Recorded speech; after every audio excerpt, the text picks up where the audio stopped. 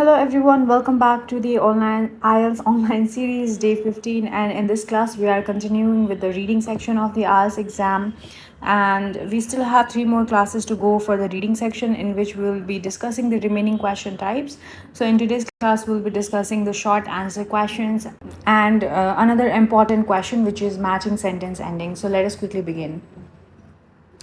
Now let us look at the short answer question strategy, and this is actually a rather easy question type, I would call it, and the strategies are also almost similar to the strategies that we have discussed in other question types. And the major strategy that we are going to use for this question is actually a matching question, is actually a scanning strategy. So obviously the first thing that we are going to do is read the instructions very carefully and note the word limit as to how many word limit are we required to write in our answers of the questions that has been given. Then again, understanding the question as well and thinking about the kind of answer that you need to look for these questions. So again, predicting the context, which is another important strategy in both the listening and reading sections of the exam. Next strategy is underlining any keywords in the questions, and these keywords are obviously going to be nouns or noun phrases, which are very easy for you to scan in the passes. Also, be aware of synonyms. Again, one of the major strategies in almost all of the questions of the reading section. The keywords that you're going to look in the question is not going to be same with the kind of words that they're going to use in the passage. So you obviously have to be aware of the paraphrases or synonyms that can be used in the passage. Finally, start scanning and find the part of the text that the question number one relates to, because in a short answer question, most of the times the answers are always going to be in order. Now, after you have found the keyword for question number one, read in detail to find out the answer for the question and identify the answer. So these are the strategies for short answer questions. So again, the major strategy for this question was understanding the question type, reading the keywords, and then scanning for those keywords in the passage to find the answer. All right, moving on. This is a sample question. So let's look at the sample question for this question type, and you can download the sample question for this question type in a passage called A Bar at the Follies, which is actually in the British Council's book. You generally get this book after you book a date. However, you can also find this passage on the internet, and I'll also provide a link in the information in the description of this YouTube video where you can actually download this passage. So here is the sample for short answer questions. As you can see, the question asks us to answer the questions below, and the word count is actually writing no more than 3 words. And question number 6 to 10 are our questions here, where we have to answer in no more than 3 words, and you must choose the answer from the passage. So let us solve these questions, and I'm sure that you are looking at the passages for these questions. So the first step was to actually look at the the major keywords. So here the major keyword is A Bar at the Follies and first owner. So let us scan for these words, and we in fact find the word bar at the Follies in the first paragraph. So let us read if we can find our answer here. One of the most critically renowned paintings of the 19th century modernist movement is the French painter Edouard Manet's masterwork, A Bar at the Follies. Originally belonging to the composer Emmanuel Chavrier, it is now in the possession of the Court Yale Gallery in London. So, the first owner of Bar at the Follies is, in fact, Emmanuel. Please make sure that you are also copying the correct spelling from the passage. So if you are making a mistake in the spelling, again, you are not going to get scored. So please check the spellings as well. So the answer for question number 6 is Emmanuel Chavrier. Moving on to question number 7. Here the main keyword is the word barmaid, and it's talking about what is she wearing. So let us look for the word barmaid, and we find this word in paragraph number 2. So let us read to see if we can find what she is wearing. A barmaid stands alone behind her bar, fitted out in a black bodice that has a frilly white neckline and with a spray of flowers sitting across her décolletage. So, hence, for this case, the answer is obviously black bodice. Now, since the requirement or the instructions was for us to write no more than 3 words, the answers could be fitted black bodies or black bodies or just black bodies. So all of these things could be your answer, and hence, so let us choose fitted black bodies within the word count for us to for this to be our answer. Question number 8. So let us see which room is seen at the back of the painting. And because paragraph 2 is talking about what is happening in the painting, or basically giving us a description of the painting, let us read forward and let us see the keywords as well. And we do find the word room in the same paragraph. But much of the activity in the room takes place in the reflection of a mirror behind the barmaid. Through this mirror, so we can see an auditorium. So the room which the first line is referring to is actually an auditorium, and hence the answer is right. So the answer for this question is auditorium. Moving on to the next question type. The question type is about who is performing for the audience, and let us see if we can find any synonyms or the similar kind of words in our passage. And we do find something about an artist, right? So demonstrating acrobatic feats, which is performing something. So a trapeze artist is going to be our answer for this question. You can also write trapeze artist or a trapeze artist, both will be correct for answering this question. Moving on to the next question, where did most of the work on the painting take place? So this is actually a very specific question. So let us see where was actually painting created, and we find this information in paragraph 3. As we keep on scanning, we do realize that paragraph 3 talks about the painting was largely completed in a private studio, and hence the answer for this question is a private studio or private studio, managed private studio. Anything would be a correct answer for this question. So this was all about the short answer question type, which is pretty much easy, a rare question type, yet a very easy question type. You should be easily able to solve this question type using the strategy of scanning and then reading in detail to find your answers. Now, matching sentence endings again is a rare question type. However, I would consider it a difficult question type. Because again, especially when the questions come from all over the passes, it can be difficult for you to choose the correct option from the given options. Now we'll obviously look at a sample of this question type as well, but before that, let us quickly discuss the strategies that you should be using for this question type. The first strategy is again, the information about this question type is the questions and answers are in the same order as the information in the text. So let's say if you have question number 1, 2, 3, you are going to find the answers in that same order in the passage. Again, very important, reading the questions very carefully and understanding what the question requires us to do. Read and understand the incomplete sentences first, and then don't look at the endings. Underline keywords, especially proper noun and number. So in this case as well, the first thing that we are going to do in this question type is read the first fragments of the sentences that has been given, and we are going to underline those keywords as well. The next strategy is because we have fragments of the sentences, we should think about what kind of words should come after these fragments for them to be grammatically correct sentence, grammatically correct full sentence.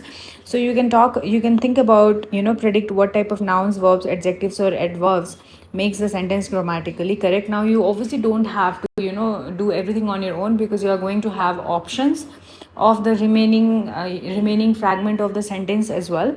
So the next step is obviously going to be to look at the endings to see if there are any obvious answers, because a sentence a matching sentence ending question is always going to be a complete full grammatically correct sentence.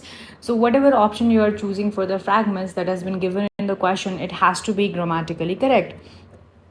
Now obviously, let's say if you have 3 questions and you have 5 options, then you are going to match option number A with all the options which are actually going to make it grammatically correct, and eliminate the endings that definitely cannot match. And while matching, you can think about grammar, collocations and meaning, and then choose the options for the questions. Match the endings that you think might be correct and write 2 or 3 options if necessary. Then find the correct part of the reading text for each incomplete sentence. Be careful with synonyms and paraphrases again. So again, in this question type as well, you do not need to read the entire passage. You should just be able to look for the keywords in the passage and then read in detail to figure out the best option from the options that has been given. Understand the meaning of that part of the text and choose the correct answer. So this was all about the strategy of matching sentence ending question type, and you can find this question in the passage called the risk of cigarette smoking, which is a passage from Cambridge 3 test 1 passage 2. I will also provide a link to this passage in the description of this video, where you can download this question, and here is a sample for this question type.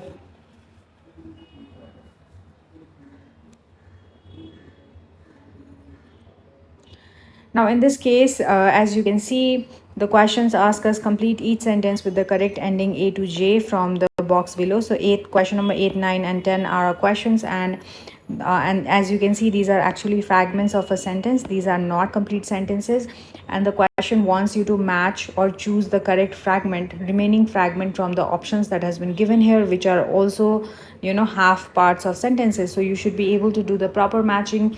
Now, obviously, there are going to be multiple options which are going to be grammatically correct, but you should choose that one option which is also correct as per the information that has been given in the passage. Now, we also have an extra information, which is you may use any letter more than once. So if you think that the answer for question number 8 and for question number 9 both is A, you can obviously choose that. You can use any letter more than once. All right. So now, obviously, as per the strategy, the first step that we are going to do for solving question number 8 is we look at the statement, half statement, which is passive smoking. Now, we know that option number C is also going to be, an option for the phrase passive smoking, which actually is a grammatically correct sentence. Passive smoking is one of the two most preventable causes of death. Option number E is more harmful to non-smokers than to smoker. So this is also a grammatically correct sentence. However, it does not make a lot sense by meaning. Passive smoking, I mean, why will passive smoking be harmful to smokers at all? So E does not make sense at all. It's just as harmful to smoker as it is to non-smoker. So this also grammatically makes sense and reduces the quantity of blood flowing around the body. So J is also a possible answer for this question. So let us start solving question number 8, and as you can see that I read the first half of the sentence and try to figure out which of the options are actually grammatically correct for these options. And because option C, E, and I and J are grammatically correct options for the phrase that has been given in question number 8, I'm going to mark them. Then I'm going to go back to the passage and scan for the word passive smoking. Now you must have found passive smoking in multiple locations. So keep on reading and try to find the context as well. So I finally find the context in paragraph number 4, and I find the information that as an illustration of the health risk in the case of a married couple where one partner is a smoker and one a non-smoker, the latter is believed to have a 30% higher risk of death from heart diseases because of passive smoking. So as per the information that has been given, E is the best answer for us, even though all other options were also grammatically correct. Moving on to solving question number 9. So compared with a non-smoker, a smoker. So again, this is a fragment of a sentence, and while we look at the options which are grammatically correct, we find that option number B, D, F, G, and H are grammatically correct options. However, some options may be already eliminated because of meaning issues, but we do not have to go so much in detail. So now let us quickly start scanning for the keywords in the passage, and we find the keywords in paragraph number 2. Now in paragraph number 2, so we find the words non-smoker and smoker, which we just did as well. Now if we continue reading, the risk of lung cancer also increases over the years of exposure, and the figure jumps to 80% if the spouse has been smoking 4 packs a day for 20 years. Now this is where the comparison is being made in regards to cancer, and hence compared with a non-smoker, a smoker who actually smokes 4 packs a day for 20 years is more likely to be at risk of contracting various cancers. So G is a correct answer in this case, in comparison to the other options that we had chosen. All right, moving on to the final question, the American Medical Association, and these are the options which actually make sense by meaning and grammatical. and grammar. So let us look at where do we find the word the medical association, and we find it in paragraph number 6. So as we continue reading the paragraph, the report published in the AMA was based on the researcher's own earlier research, but also includes a review of studies over the past few years.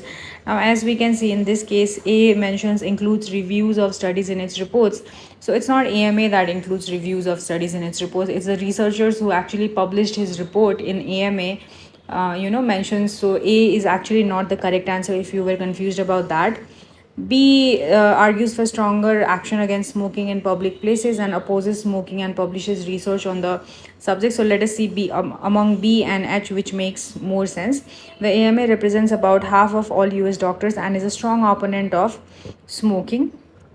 And cigarettes are considered damaging, which adapts if further states that the effect. So by the statement 1 we know that it also publishes research, and by statement 2 we know that it's a strong opponent. Hence H is a better answer instead of B, because nothing has been mentioned about public places in detail through AMA.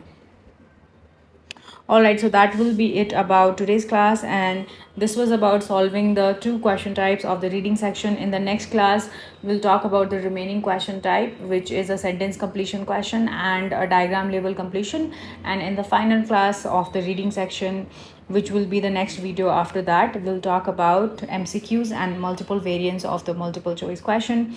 So I'll see you guys in next classes. Thank you.